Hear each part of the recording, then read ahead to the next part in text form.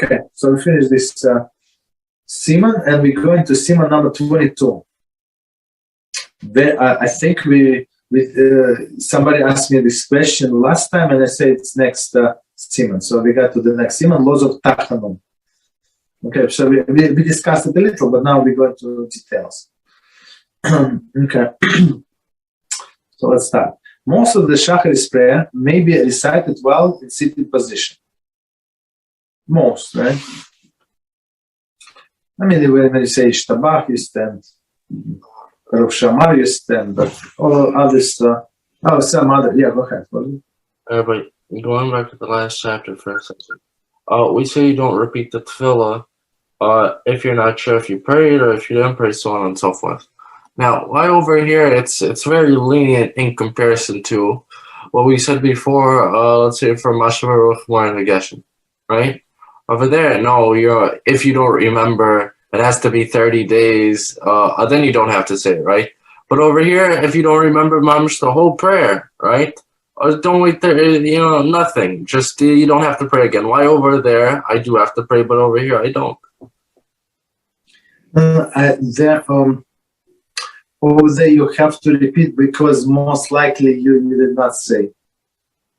I mean, one verse, one line. If you're not accustomed to do that, like we started this new line about what is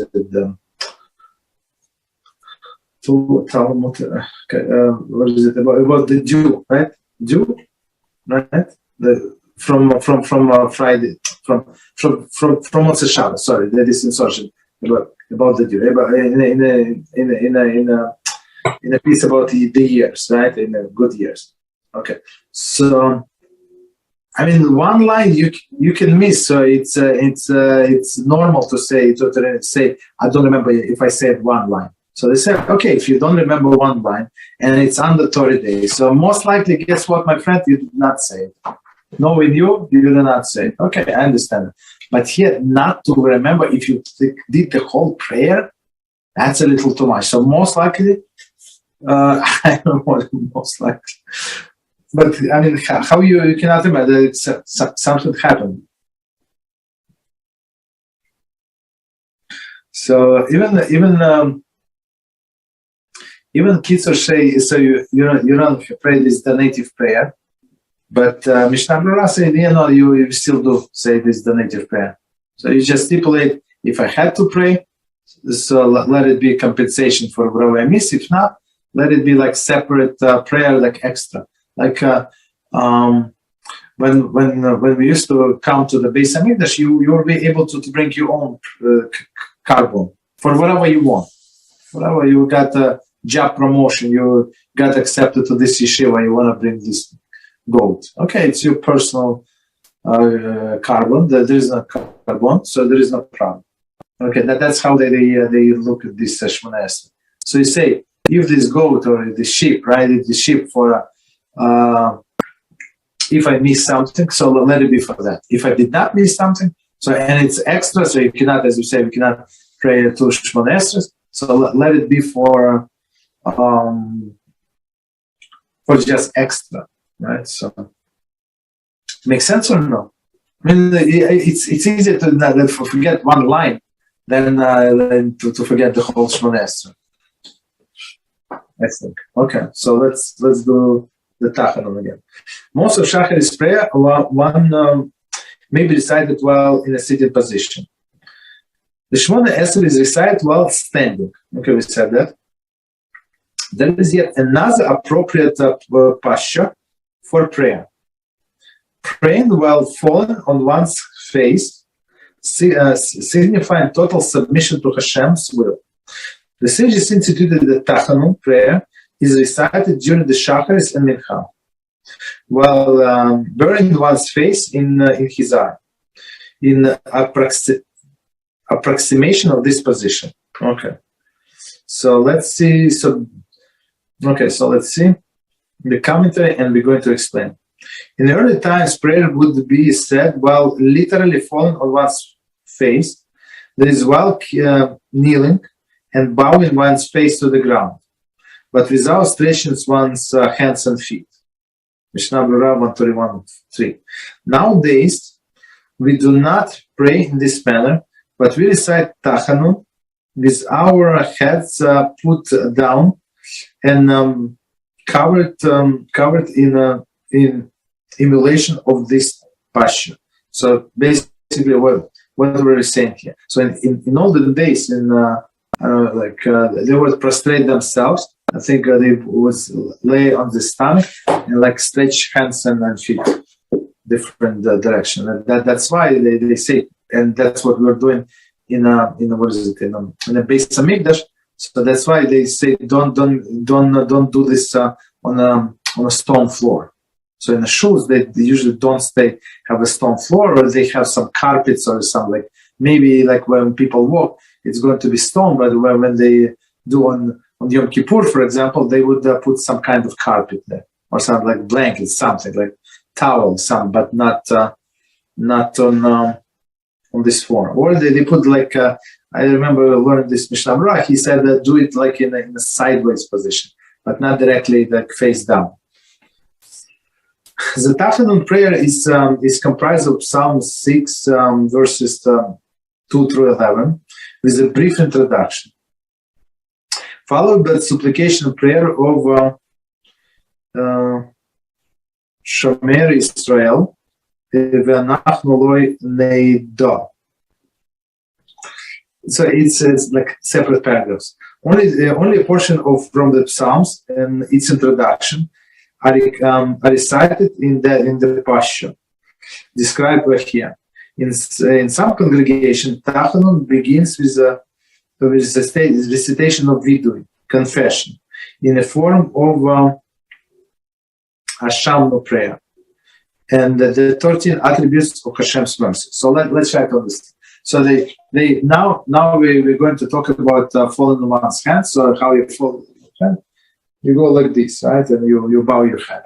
So and said that don't bring your head up, to the hand up. So you have to actually with your head, you have to go down to your hand. That's the thing. And make sure that there is some interruption. So don't do it with a short sleeve. Right? If somebody wears short sleeve, that's better for him to go home. Basically, if he decided to do that. Okay. So let's see. So CF number 1, and we're going to explain. So basically, okay. And we do it. So we do not everybody do vidui. Sephardim always do vidui. Ashkenazim not always. In most of the places don't do vidui, but it's still in Ashkenazic Siddur because in some places they still do. Okay. Okay. So continue. After the Shemoneh prayer is recited, and then repeated by the Chazan, the prayer of Tachanun is recited. So one more time from the beginning. So we say Karbonus, right? Karbonus of the morning blessings, morning blessing and Karbonus. Then we say Psuki de Zimra, so it's another block. Then we say blessing on Shema and blessing after Shema. Then we say Shemoneh Esrei and Chazan repeats Shemoneh Esrei. And the next step is vidui and Tachanun. Okay.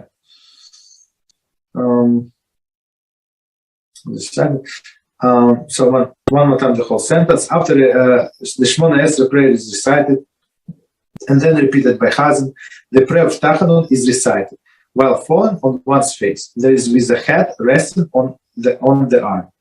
Commentary. The arm must be covered with a garment. Magen Avraham 131:2. Moshe Rabbeinu, okay, Sidvarim, and Yeshua prayed while falling upon their faces. Right? That's in Torah, Orach Chaim, paragraph 121. The Bach. Praying in this position also helps one to receive a speedily divine response. Aruch Shulchan 121:2. So basically, you put in your head down, as you say, but here we said literally. That's what you do literally. You put your head down. One should not engage in mundane conversation between the Shemoneh Esrei prayer and Tachanun. So in between them. Okay, so no mundane conversation. Number 3. This prohibition includes only becoming engrossed in conversation. Passing conversation is permitted. Okay, Siman again Abraham, cited Mishnah Berurah, for details on which type of conversation are prohibited. I mean, you're not allowed to talk in a short period, but okay. Maybe some things are permitted. Maybe pertaining to the, I don't know, to the prayer, who is going to daven next and stuff like that. Any slichas or other prayers prior to Tachanun prayer is not considered an interruption and is permitted. Similarly, even during the Tachanun, one is permitted to respond Kaddish and Kiddusha, Mishnah Berurah. So basically, the laws, of course, you're allowed to respond to Kaddish. So if you're a little behind that they already finished, possible, right? And you're allowed to respond to Kiddusha, of course. Kiddusha is very holy, even holier than Kaddish, as we said. Okay, continue. One should not engage in mundane conversation between the Shemoneh Esrei and Tachanun prayer.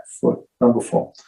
The Tachanun prayer is not fully effective unless it is recited immediately after Shemoneh Esrei prayer without interruption. See Mishnah Berurah 131. So basically, there is some kind of this spiritual connection, so that because of which we must recite this Tachanun right after Shemoneh Esrei. But one more time, we don't, not one more time, we don't recite always Tachanun. Like today, for example, because of the Hanukkah, so we don't say Tachanun at all, right? Okay.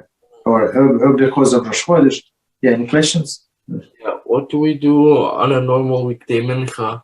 Because after this, what's it called? After this, we usually have Kaddish and Aleinu. So after Kaddish, do I go back to doing this, or do I go say Aleinu? Because Aleinu, everybody has a chiyuv to say. Even if you already daven mincha, you still have to say Aleinu once you get to sorry. I didn't get your question from the beginning. Mincha, okay, then what? You're doing the Tfilas HaPayim. Yeah. Okay. So the question's like this: you have to interrupt for Kaddish. Understood, right? Then afterwards we have Aleinu. Okay. No. I apologize. No. Now I got your question. No, you continue with what you're doing. So you're not obligated to cancel one mitzvah in expense of another mitzvah. No, that's not what we do.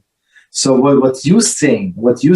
So for example, if you already daven mincha, right? You daven early mincha, then you come to my shul where they daven mincha and marif together. So you can learn, you can do whatever you want, read Tehillim, right? And then when the time comes from Aleinu, so you stand up and you pray with everybody Aleinu. That's it. So Shemoneh Esrei, of course, you don't say because you already prayed, and all other Tachanun you don't say because you already said Tachanun. But Aleinu L'Shabech you say. Make sense? That's the answer. Okay, so yeah, go ahead, please. Tachanun is to be recited standing or sitting? Okay. So that's what. Okay. And which arm? Left, right. All right. So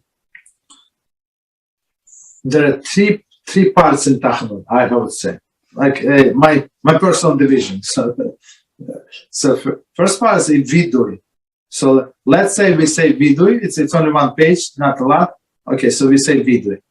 But in vidui, some parts that we do not say unless we pray with congregation. So exactly, if you look at the article, so you have half of the page, you can do as an individual, and then they say only when you pray with congregation you say the rest. So let's say you finish either way. You finish as an individual, you finish as a congregation, doesn't matter, right? So then there is different Tachanun on Monday and Thursday. We call it long Tachanun, right? And on all other days you have short Tachanun, except there is an exception. But let's say, right? So short Tachanun, you start with vidui. I'm sorry. Vidui, you do standing. long Tachanun, you do standing, and then in a long Tachanun include short Tachanun. So Bidui is part of Tachanun. Okay, so this part of Tachanun that we discuss is a fallen on one's face. So it's like it's a separate part. So one part inside of another part. So I'm talking about Monday and Thursday now. Okay. So first you say vidui, you say standing. Then you start this long Tachanun, you do standing. When you do to fall on your face, you do sitting. And then you stand up at one point. I mean, just follow your. I think he's going to explain. But if you follow the siddur, it says clearly when you stand, where you sit. So that was it up because if you must to put your face in your arm, maybe it's supposed you are sitting and. Yes, that's what I say. Yeah, this part for falling on your arm, it's only sitting. Yes. Okay. And you fall on your arm, like according to most of Paskim, not everybody agree, but most of Paskim, and only when you have a Sefer Torah in a room. I'm not sure. Maybe in a adjacent room also. I'm not sure. Maybe they not praying in the main synagogue, but maybe like this antechamber. Maybe there you also. I think that you could also allow to fall on your arm. But otherwise, if there is no Sefer Torah, some rabbis say if you have the holy books like printed Chumash, you also fall. But I think that's not what we do. Okay, so continue. Any other question? But the leniency, what would be about this Sefer Torah? Say it again. The leniency, what will be with the Sefer Torah if you don't have one? Okay, so if some rabbis say if you have printed Chumash, not like on a scroll, but printed one, like a regular what we buy in the store. Or in the other way around, are you allowed to not to fall on your arm at all? Yes. So if, for example, you can pray anywhere. You went to somebody's wedding, right? And there is the wedding. In the middle of the wedding, we say let's pray mincha. Where else are you going to pray mincha if you're at the wedding? Unless they're in the next shul or some kind of call, or you can go yeshiva, you can go there. So let's say regular like scenario. So this catering place somewhere. We have 10 Jews, so we gather together. We go to pray mincha. That's it. So there is no Sefer Torah. So of course we don't fall. Actually, maybe because of the wedding, because of the groom, we don't fall. But okay. But let's say there is other celebration. So you have 10 Jews. There is no Sefer Torah, so you don't fall on your hand. That's it. Very possible. So in my office, when I used to work and daven, so we don't fall. There is no Sefer Torah. Okay. There is no Sefer Torah, there is no Chumash, there is nothing. Okay.